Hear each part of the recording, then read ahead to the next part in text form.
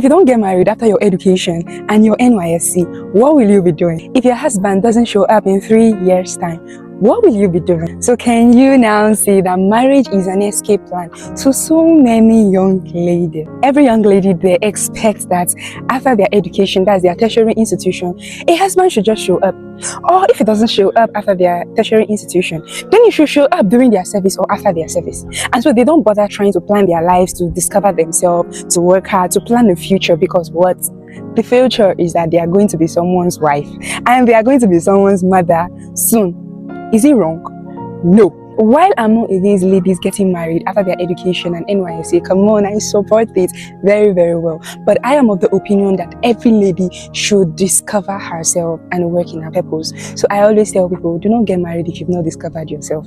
Because you will go into marriage and with the responsibilities in marriage and everything, you get worked out. If you go into marriage without discovering yourself and your purpose, it's just a matter of time. You will become a burden to your husband. And so your whole life will be revolved around that marriage. That when they take the marriage away from you, there is nothing left. It's just like, hey, my life has shattered.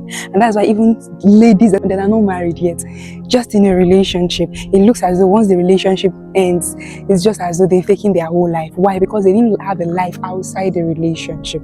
We have guys working hard after school. You see a guy discovering himself, looking for a job, trying to build a career. But we don't get much ladies doing that. Thank God for this dispensation whereby the eyes of ladies are now getting open. But I was having a discussion with a lady and I asked her, I said, if you don't get married in the next 3 years, what will happen? Now she was like, hey, God forbid, why would she not get married in the next 3 years? And she will sit down and wait for her husband. And I was trying to understand, what is your definition of sitting down to wait for your husband? Is it to just sit in your parents' house or just rent an apartment and sit down scrolling through social media and maybe doing a job to while away time? No, the waiting period is not the period where it's not a period to while away time. The waiting period is a period to build capacity. The waiting period is a period of discovering yourself. So why people say, I will wait for my husband now, try to look at their definition of waiting for their husband is that they're going to sit and while away time and maybe they'll get a job or get something doing to while away time while they wait for their husband, forgetting that they also have a vision, they have a purpose, they have a mission, they have a destiny to fulfill. Marriage is sweet when the two parties understand themselves, have realized their vision, their potential, their purpose, and they are working in it. And so even when they come into marriage, they are coming into marriage with the ideology that we both are coming to partner and we are coming to work. So the lady is a mother, the lady is a wife, but she has not forgotten herself.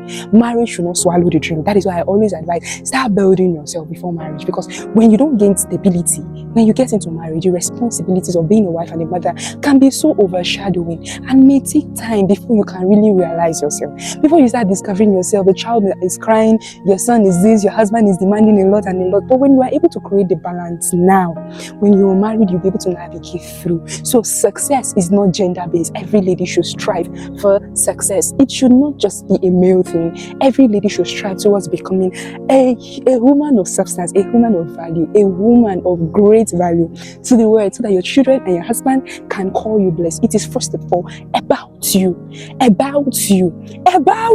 not a man. So he will come during the journey to aid and partner with you, to guide you, to lead you into ensuring that the reason and purpose why God ordained marriage is fulfilled. But you must first of all understand, discover yourself and work in purpose. So I put it to you again, if you don't get married after your education and your NYSC, if you don't get married in the next 3 years, what will you be doing?